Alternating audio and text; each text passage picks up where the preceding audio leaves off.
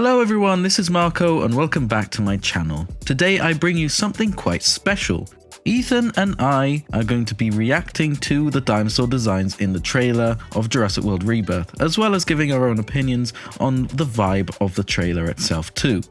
For those who don't know who Ethan is, he is a paleontologist, and he's also had the chance to be an advisor for helping design the Allosaurus in Jurassic World Battle at Big Rock and Dominion. Not many people know he's a massive Jurassic Park fan like I am, so in this video you'll be getting the point of view from Jurassic Park fans, from a paleontologist, which is awesome, but I would like to remind you guys that I am an actual character designer too.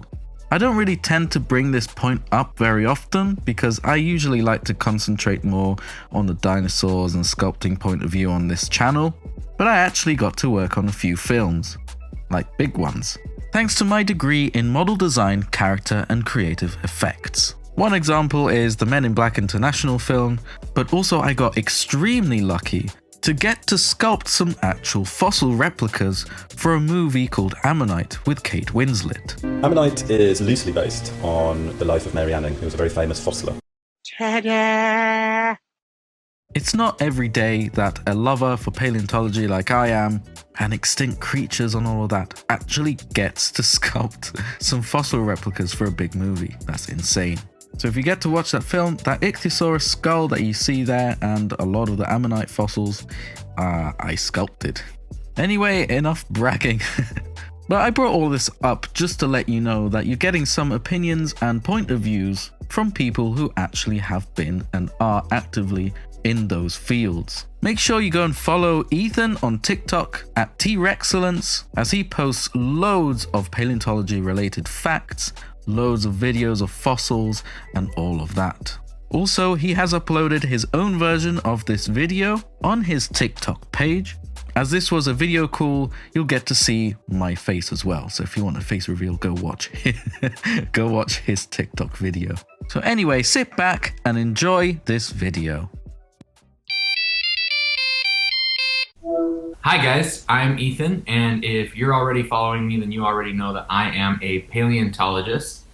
And today, I've had quite a few requests to react to the Jurassic World Rebirth trailer. I've already made some educational posts about it, comparing it to a Spinosaurus skeleton mount that is present at the show I'm currently at.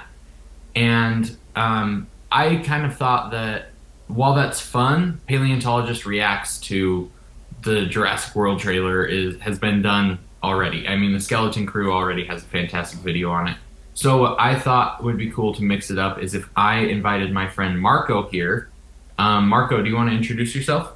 Hello everyone, this is Marco. Yeah, I am a model designer. I have a degree in model design, character and creative effects, so I know my way around how characters are designed in films or other media. But I'm also a massive Jurassic fan, so I'm here to react with Ethan and just share our thoughts. I thought I was a Jurassic Park fan.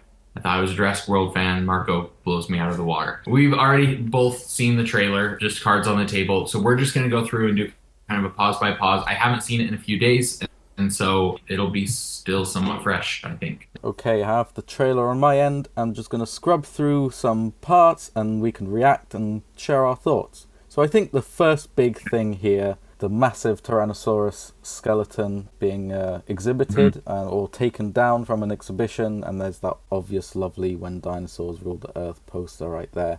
I hope they're not doing the dinosaurs are boring concept again with this, because I thought that was interesting in Jurassic World. The reality is I saw a really good comment that in Fallen Kingdom, the dinosaurs were being sold for less money than the movie made. So people are paying more to see a movie about dinosaurs than people in universe are paying to buy actual dinosaurs. And while that was kind of a cool concept for Jurassic World, and I worked in exhibit design and stuff, and I saw how much museums would have to constantly kind of keep up the interest. And so I got that.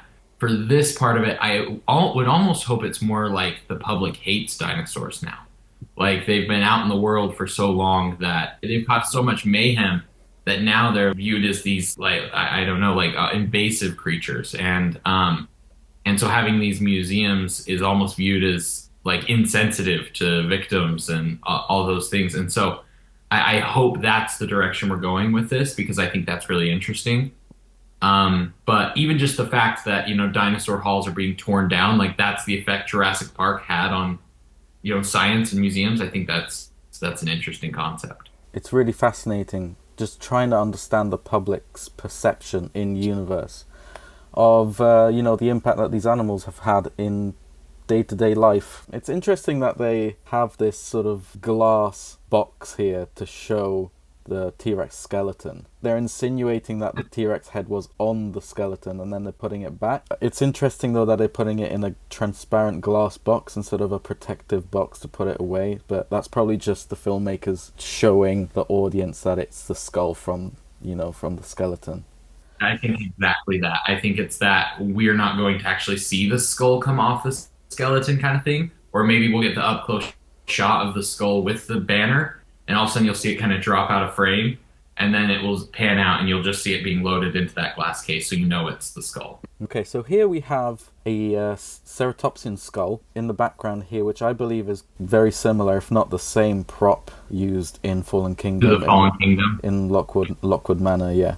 I think you're probably spot on. I think it's kind of whatever fictionalized version of Triceratops they used in Fallen Kingdom. Actually getting kind of the plot of the movie going, which is that they're saying that they need DNA of the 3 largest dinosaurs, two of them aren't dinosaurs, but to battle heart disease.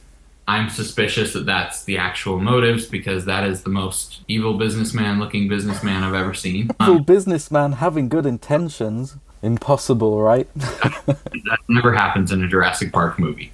But either way, I do like that concept. Animals are used for medical research all the time. Like I know of a study going on elephants right now to treat cancer because elephants are naturally resilient to cancer. So I do like this concept. I think that's a fun idea. Mm-hmm.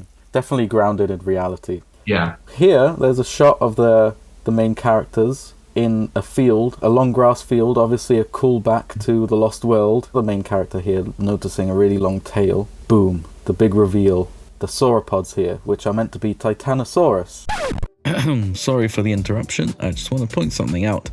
In some of these dinosaur analyses, I'll be bringing on screen some dinosaur renders based on what we see in the trailer. Full disclaimer, these are my own interpretation of what I see in the trailer, so the actual designs in the movie itself might look a bit different. This is just my interpretation of what we see on screen so far. I just thought bringing them in would help visualize the actual designs of the dinosaurs a little bit better.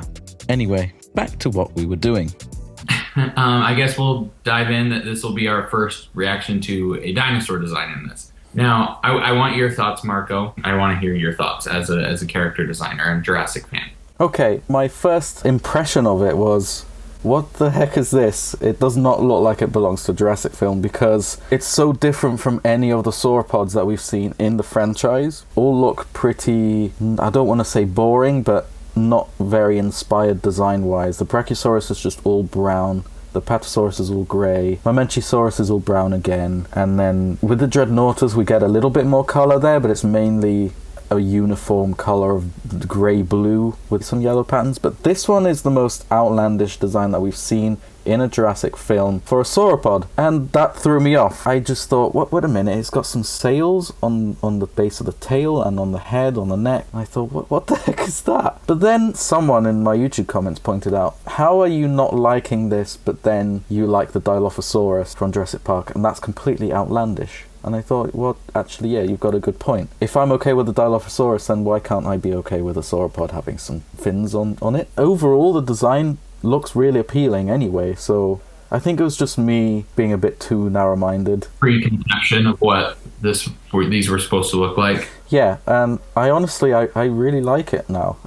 I love the patterns on the neck. It's just so different from a Jurassic film before, and it just breathes some more life into the animals. They feel a little bit more, but they belong to a habitat kind of thing than just a generic design. Isn't Titanosaurus, is it still a real species? I've heard that it's not anymore. I don't know what's really going on with that. That's a great question. I actually haven't looked into the actual validity of the genus. I know that it is not viewed as the biggest. So even if it is valid, it's not the biggest. And so that's kind of a weird thing. But I'll get into my thoughts on its identity here in a second. But first, I just want to talk accuracy wise. I actually don't love the word accuracy. I like paleontologically informed or scientifically informed. I just hear so many times people go, it's not accurate, it's not accurate. And it becomes almost this like rage meme, like the actually, I get really tired of hearing it because it's almost counterintuitive to paleo. It makes it seem like our version of these dinosaurs right now are accurate. I just made a TikTok about this last night. When evidence and new information is brought to the public, all of a sudden it's viewed as like paleontologists changed their mind. Instead of it's just we had more information. So accurate makes it sound like this snapshot we have now is correct. This seems very scientifically informed, at least in terms of the anatomy. The underlying skeleton is really solid. I'm really interested to see the feet because that's what a lot of the Jurassic Park movies mess up with sauropods.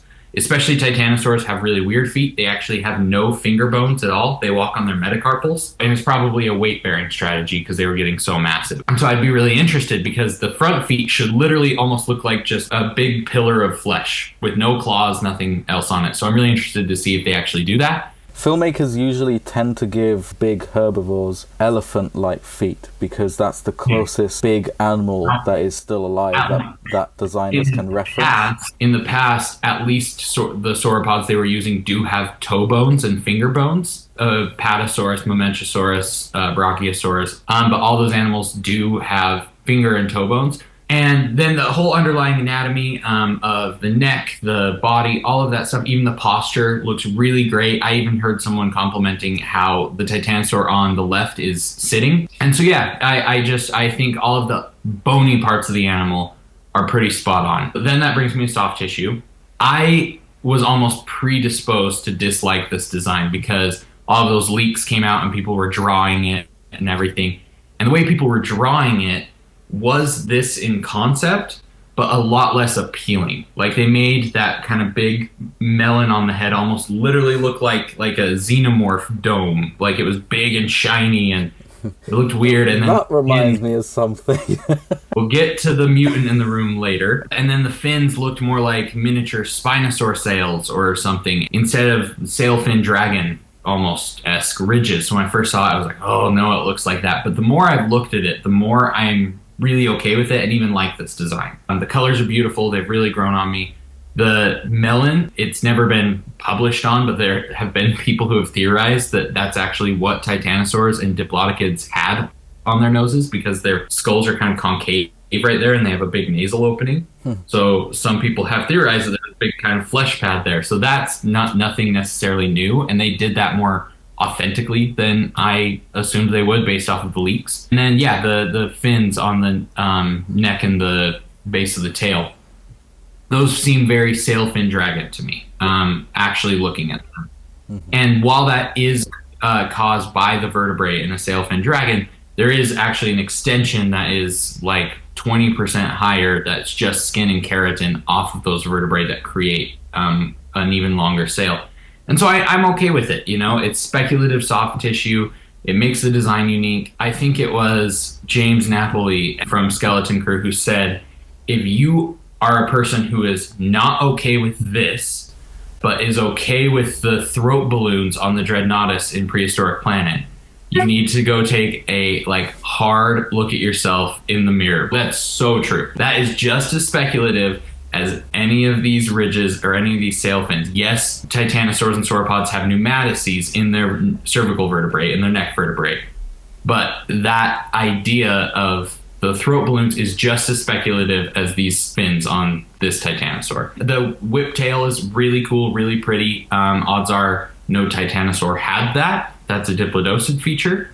But I really like it. It adds a little more flair to the design, and I have a feeling that this scene is going to start as like a, ooh, wow, sauropods, you know how cool and pretty this is, and then it's going to be flipped on its head, and it's actually going to become like a dangerous scene. That would be something different that we kind of need. Herbivores are always portrayed as really peaceful beings in Jurassic, so it would be a nice little change, a welcome change. Especially where there's two of them.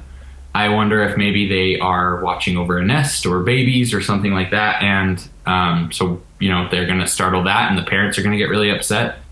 And then the whip tails kind of come into use as well. Now, here's what I am hoping for identity-wise. I hope they only refer to this animal as a Titanosaur. That's it. Because Titanosaurs can refer to the whole group. And what that would imply to me is that this is a kind of undiscovered Titanosaurid that hasn't been given a name in the paleontological record that InGen found and bred, or they, if this is like the mutant version or whatever that they couldn't identify. And that's why it has some of these features on it, like the sails, which we have on things like Amargasaurus and Bajatosaurus, and the long whip tail from Diplodocids. I do actually like that both of those things are rooted in other sauropods. There is a precedent for them. I can buy this being a real animal. Basing it on several other sauropods, having it look like a real animal, and then assigning it to a specific family of dinosaur, that justifies a lot of that in my mind. So I really hope they just call this a Titanosaur, which is a undiscovered species, even larger than Argentinosaurus and Dreadnoughtus and whatever else, and that had a whip tail and some fins on it. I would really like that. And so that's where I kind of like. From what we know, the scientists that breed these dinosaurs didn't know what species they were until they were breeding the thing. They would only have kind of a subset list of species from any given geologic formation. If they were getting amber from the Hell Creek, then they would know it would be T-Rex, Triceratops, Edmontosaurus, Ankylosaurus, etc. So so they would have had to clone one to even know what they had. One last thing I'd like to add about this scene is, as a Jurassic fan, this is obviously a callback to the original Jurassic Park when the main characters look at the sauropod being awestruck. Oh wow, it's so beautiful. I have to be completely honest, I'm kind of tired of that because we've had that exact scene portrayed in every single film, and I'm just a bit tired of that. So I hope, as you said earlier, this turns into something a little bit different, with maybe them being more dangerous than they initially anticipated. So yeah, I really hope so. So let's move along. Here is a shot of a pterosaur. I can't tell if it's the Quetz or not. Yeah, but we'll have a look at it better later on, I guess. And again, more packaging up the museum. Yeah, I think we've covered. It's Sauropod. Yeah, it's nice to see more skeletons. There's a Deinonychus right there, which is really cool. I have a feeling that a lot of the dinosaurs that were in this exhibition are some that will be featured on the island later on. You can see the main characters here talking about going onto the island. The Megalodon. It's a Megalodon. I'm honestly not sure this means anything other than it was a cool prop. I doubt that it's even supposed to imply that InGen cloned a Megalodon. From a filming point of view, it's probably just a cool prop, and no one should really take that too much to heart. Lore-wise, you can see the main characters traveling to the island, and there we go. We're on the island. We see some abandoned. That's looking really nice. Yeah, it's very Lost World-like. The movie looks stunning. Like the visuals, the colors, the grade on the film, the color grade. It's just all looking a lot more lively and real, and like even. I'm not even a Jurassic World trilogy hater, but even the on-location shooting just doesn't look real in those movies as much. This stuff all looks very authentic, and the special effects really look solid in it. So I'm excited. I get some Jurassic Park 3 vibes with some of these abandoned buildings too, but especially with one of the next shots when the characters are on the island and they start exploring some of the buildings.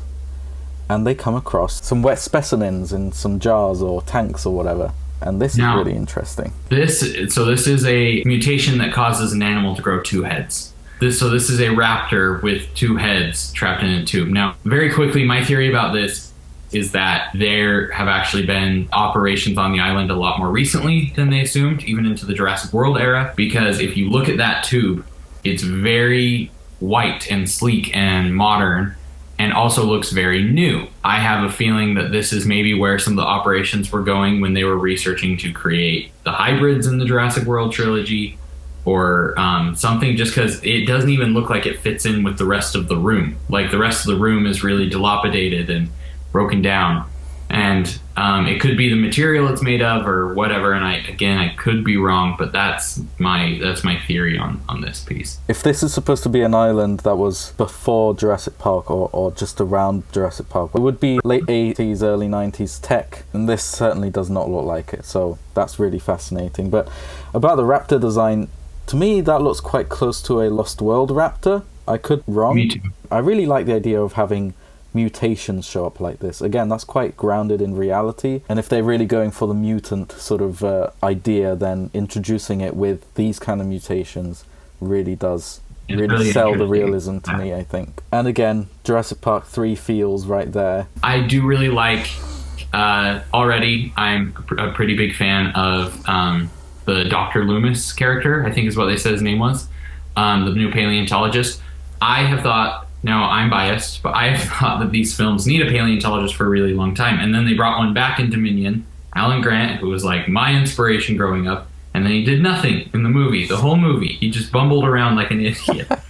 I love that so far he seems capable, he seems intelligent. He's like a big nerd, but he's still cool at the same time, which is everything I think every paleontologist aspires to be, is a big nerd that people still think they're cool. This is probably the only joke in the trailer that lands for me, is when he's like, I really have to get the DNA from an egg. He's like, well, we could try to get one from a parent, but it's a flying carnivore the size of an F-16. Like, just love the delivery. I love that that's an accurate little blurb about the animal. That's it, fun. I like that, and I'm already liking his character a lot. Yes, and he's direct, straight to the point with facts. Like I said, he's a big nerd. I appreciate that as a fellow big nerd. So about the location here, we get some Aztec-looking ruin. To me, this has a very Jurassic Park Trespasser feel. And that's a great nod to that. Yeah. And will you explain what Trespasser is? Yeah, Trespasser is a video game which is a little bit controversial, actually. It came out quite unfinished in the late 90s, I believe. And it was supposed to be a tie-in with The Lost World. And it had tons and tons and tons of lore in it, and they brought in Richard Attenborough to record some lines as his character John Hammond, and it all revolves being on Isla Sorna, where everything began apparently in that canon. For the third time. Yeah, and you get to see a lot of abandoned Aztec ruins, and your main character Anne, which I think Scarlett Johansson's character got a bit of Anne vibes, I think.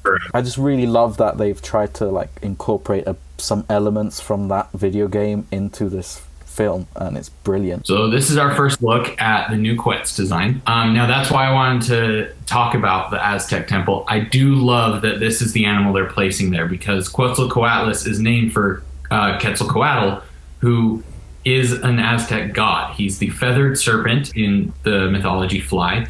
And so that is why they named Quetzalcoatlus, which is the largest flying animal ever with a 40-foot wingspan, that, because it had a long neck and was a flying reptile, like a serpent, but it was covered in pycnofibers and could fly, so feathered serpent. So they named it after that. So having that little tie-in, I think, is just awesome. I love that it's nesting in an Aztec ruin, because I just think that's so full circle. That's really cool. It is. It really does pay proper homage to the origin of the actual real animal. Yeah. The new design, a lot of people have been shrinking the neck. I just want to point out in this shot specifically, it does have a very long neck and a very large head. A lot of people keep giving it a very short neck, because in a later shot in the trailer, you see it kind of charging forward and it looks like it has a shorter neck. It does have a long neck, which is true to the animal. Now, if this design had come out before the Dominion one, I would have loved it, right? I love the colors. I actually love the feathered body, but the scaly, fleshy head, which you can see again here. It has some quills still on the neck. It's really interesting. The hornbill beak is an interesting choice. Again, the colors are awesome. The black and blue stripes with the like reddish membranes on the wings, the black feathers. It's really intimidating looking, really cool. And ironically, there are some proportional things, like the head is a little too small and the wings are probably a little proportionally too large. But for the most part, it actually doesn't really defy anything we know about Quetzalcoatlus, because for the large as Darkids, including the larger species of Quetzalcoatlus, we do not have a skull at all. And so it seems like they've based this one more off of things like Thanatostraken and other kind of large Azdarkids like that, in that it's got a little bit broader of a skull. It's kind of got the hatchet beak shape. But the Dominion Quetzalcoatlus is literally a documentary level animal. It looks much more with what we assume Quetzalcoatlus looked like based off of its closest relatives. I actually really like this design. I just don't like it as much as the Dominion, I guess is what I'm trying to say. Yeah, and from a designer's point of view, and from a point of view of the lore, they obviously chose this design over the Dominion one to really sort of nail the idea that this is an island full of prototype dinosaurs kind of thing. Although obviously this isn't a dinosaur. Even if in the trailer they mention 3 of the largest dinosaurs and only one of those 3 is an actual dinosaur. I have a feeling we'll get a line about that in the movie, but it just won't happen in the trailer because they just need to sell the point. But I hope we do. It has to be the paleontologist that says that, right? Exactly, yeah. And I really like that it's not just flying in this shot right here, it's sort of galloping or moving on the ground towards the characters, which is something that we have not seen really in a Jurassic film except for Jurassic Park 3 with the Pteranodons, which is, again, this is another similarity. Even then, it's not really, you see it walking, but it's not chasing after someone like this, that's a really good point to bring up, because as Darkids were terrestrial predators. They were hunting on the ground. They were flying to relocate, not to hunt. So that's a really great point. And that's another thing that I think this movie so far is already doing better than a lot of the past few movies, is that the animals don't feel as much like just open mouths chasing people. There are things that make them unique and that are unique to these animals that other species can't just be swapped in and do the exact same thing. Yeah. And so having the do this kind of gallop run that's a really good point. Yeah, about that uniqueness thing. In the first Jurassic, every single dinosaur was unique. The Tyrannosaurus couldn't see you if you didn't move. The Dilophosaurus could spit venom. Velociraptors are the really smart ones. But later on with Jurassic World, when they introduced more carnivores, like the Carnotaurus, the Allosaurus, they all sort of behave and sound the same. There's nothing really unique about them. So having something unique going on with these guys is great. Yeah. Nice action sequences. I do like that shot. It's fun. Okay.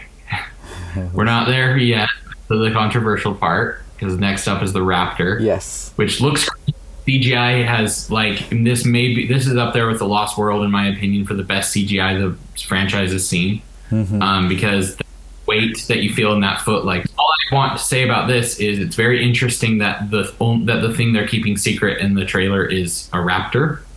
That makes me think it's going to be a different species, different design, something like that. Cool shot. Excited to see where they go. It would be cool if they were feathery, but we'll see. Going back to that scene with the sauropods where they're calling back other scenes from Jurassic films, this is a one-to-one identical shot as the one in Jurassic Park. It's cool. I like it to an extent. It is great to see as a callback, but when it's exactly the same, a bit like in Fallen Kingdom when Maisie's running away from the Indoraptor and she tries pulling down the thing, that's an exact shot as when Lex tries to pull down the door. I'm not too keen on that, but having a look at the raptor, even if it's just a small bit, is exciting. There's rumours about these raptors looking similar to the ones in Jurassic Park 3, I really hope so. Those are my favourite raptors. And then, are you ready for this, Ethan? Bam! I don't want to spend too much time on this one because there's not much I can say from a paleontology standpoint. This is a big mutant. Apparently, the rumor is that it's their first attempt at making a T-Rex, and it came out mutated and like this. This is where I think your opinion is going to be more relevant than mine. I think, just for my brief 2 cents on this, the design's okay. I don't love it. I don't necessarily hate it. I'm interested to see more of it. What I don't mind about it is that it's a mutant. I struggled a lot with the idea of hybrids when Jurassic World was on its way to release.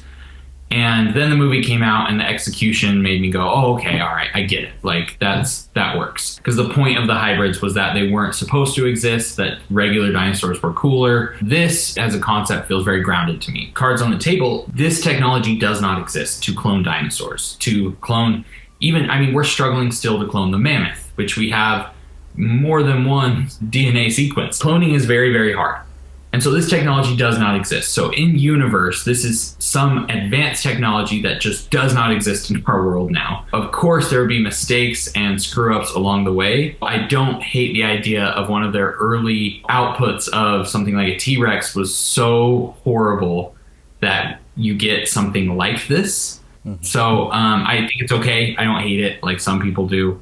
My point of view is similar to yours. I do agree that the whole idea of mutations is probably a bit more realistic than actual hybrids, dinosaur hybrids from Jurassic World, because when cloning dinosaurs or cloning anything, it is very likely you encounter some genetic errors or things that aren't really meant to happen. But to me, this design doesn't feel like it belongs to Jurassic film. Let me explain. Mm-hmm. I love the design of it. I think it looks amazing. It has a very xenomorph sort of look and feel to it, which I dig a lot. But it doesn't feel like it's very realistic in terms of mutations. As we saw earlier, I like how they introduced the raptor's mutation with the two heads, but this just feels like a step too far design-wise, because it's meant to have 4 legs and then 2 other arms on its chest. Mm-hmm. It doesn't look like a dinosaur. I struggle to comprehend how the filmmakers decided to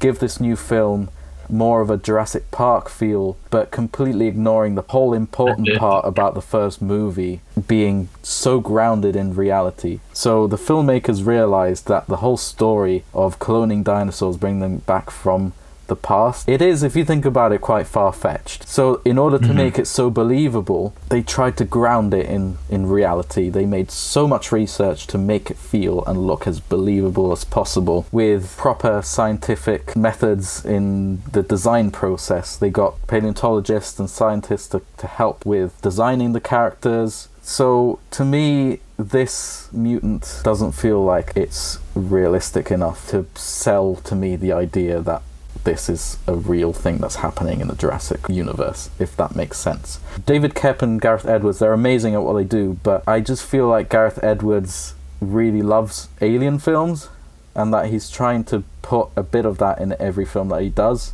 no matter how outlandish it might be in the universe of the film. Having the mutant idea really fits really well with the lore. Personally, I think it would feel more realistic if the mutant looked more like a dinosaur. Yeah, I agree. I think a 2-headed raptor or something with maybe a couple other messed up parts would have been more interesting. There we go. The Dilophosaurus. So the Dilophosaurus seems to be pretty much exactly the same as the one in Dominion. I compared some of the patterns on the back and it looks exactly the same. The frill is different. That's a novel reference. Yes. That is my guess. It has some sort of leopardy patterns on the frill, which is a callback to the novel Dilophosaurus, and that's nice. Also, this is certainly the same scene where the T-Rex happens, because that does happen in the book. It happens later, but as the T-Rex chases them while they're rafting down, the T-Rex interrupts a courting pair of Dilophosaurs. So we're getting Dilophosaur scene, and if you look behind her, you can see kind of a hard, bulky outline, and that's probably the Rex sleeping. So I think it's almost the opposite. The Dilophosaur interrupts the T-Rex's nap. Yeah, obviously screeches, and it wakes up the T-Rex. That's the same character right there. So what should we say about this T-Rex? This is probably my favorite T-Rex design that has ever been in any of the movies, and that is even including Jurassic Park and the Lost World. This is just the Jurassic Park T-Rex, but slightly more up to date. It's bulkier, it's more muscled, it's got big old jaw muscles and jowls now. You can even see on the inside the jaw musculature is a lot more fleshed out. It's got more pronounced ridges over the eyes, big, huge, bulky banana teeth. Smaller arms with correct wrist orientation. Yeah, there it is. You can see the arms are reduced in size, a little bit beefier, and correctly oriented. In fact, I just so happen to have a T-Rex arm right here, and you can see the wrists are oriented together. So where the palms are facing each other, and so just... Let me just casually grab my T-Rex arm and bring it. Love it, love the colors. I love the new scale detail on the jowls. I didn't think it was possible to improve the Jurassic Park T-Rex And then this design came out. A cool difference, though, with any of the other Jurassic T-Rexes is that it has a nice big scale on the jaw right there. Yeah, like an iguana or a tegu. Or a tegu, yeah. I love tegus, they're adorable. That's its unique thing so far that we've seen in the trailer. There's a mutant right there, which this is a copy-paste from other scenes from Gareth Edwards' films. Yeah, it's a cool shot. I get why he reuses it. Yeah, yeah. A lot of people saying this is a flashback because the mutant looks smaller. Again, the tech here looks similar to that tank that we saw the Raptor in. I think this is probably the opening to the film, like our inciting incident. If we go to the next shot is when this shot with the T-Rex biting in the water. Yeah, water effects are famously some of the hardest effects to do in the special effects world. This looks real to me. It does. Like when the T-Rex bites and you see the air vacuum of its mouth expanding and then shutting in the water and the bubble exploding out the sides. This isn't just a good CGI T-Rex. This looks like a real animal to me doing something real. That makes me really hyped with how tangible everything feels. Like with the Titanosaur shot of the tail lifting up, again, I felt like I could reach out and grab that tail almost. This seems the same way. I feel like I'm underneath the T-Rex watching it snap at me. Like it feels so much more tangible and real, and I have a feeling that will really change the suspense of the scenes. That shot right there looks like a Stan Winston T-Rex snout.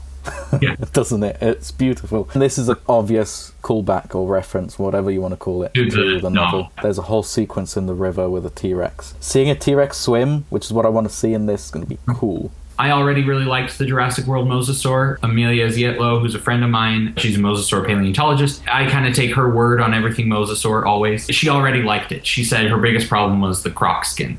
This doesn't have it. And also it has a tail fluke. So the only two nitpicks that one of the top Mosasaur people had are fixed now. This and the T-Rex are probably, I think, the two best designs in the movie and two of the best designs in the whole series. It's still way too big, but the colors are cool.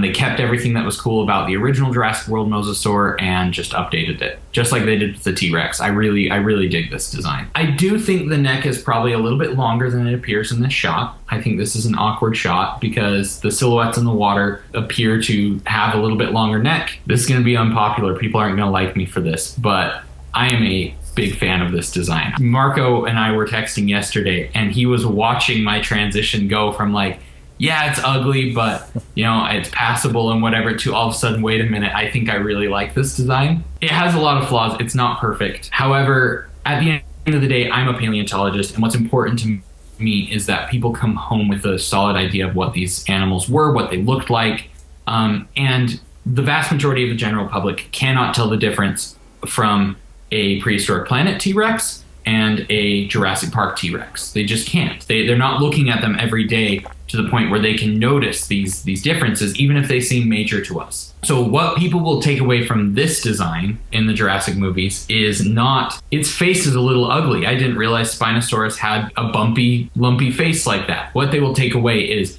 I didn't know Spinosaurus had shorter hind limbs and a tail fin and had an aquatic lifestyle. Those are the big drastic changes that people will notice and will take away. I was on board with this design, even if I didn't love the face. Now, as time has gone on and I've looked at the other shots, like when you see one snap at the other one in the water, or the profile of it jumping out of the water, which we got, I think, a slightly better view of in the Super Bowl trailer, I think the head's actually not that bad. I can see that they did actually reference a Spinosaurus skull in it. They shrink wrapped the lateral temporal fenestrae, the one behind the eye, really tight. That's probably my biggest gripe with the design. A lot of people I heard say that's an ear hole. I don't think it's an ear hole. I think it's just the fenestrae that's shrink wrapped and it's just a shadow. The skull's a little too broad and all that stuff, but it's still way more narrow than the Fallen Kingdom baryonyx. It still does have the crest where the frontals would be. I can see it has the rosette at the bottom of the jaw, the diastema, the notch in the top jaw. I can see everywhere they went with this, and the more I see it, the more I like it. I think my biggest critique as actually a Jurassic Park fan, I wish that it had a little more design language of the Jurassic Park 3 Spinosaur, just so people could say, oh, that's this same animal, because right now they almost look like two completely different species. They're not even different versions of the same animal. So even having the color pattern or something, I think would have been cool to just throw it in.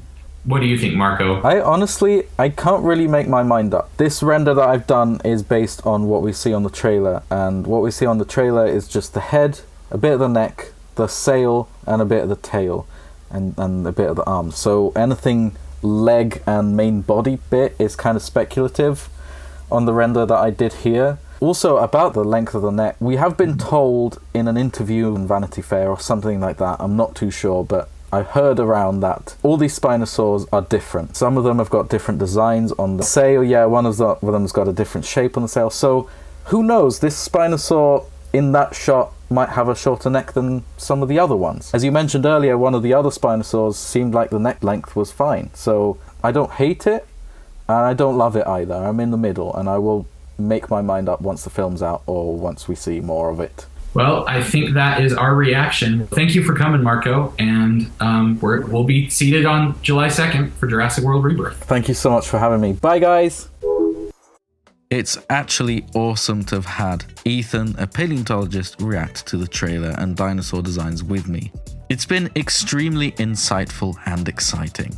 I'm sure Ethan will be back for another video at some point. And with that, I hope you enjoyed this video. Please comment down below in the comment section your thoughts. Thank you so much for watching, stay safe, and I'll catch you in the next one.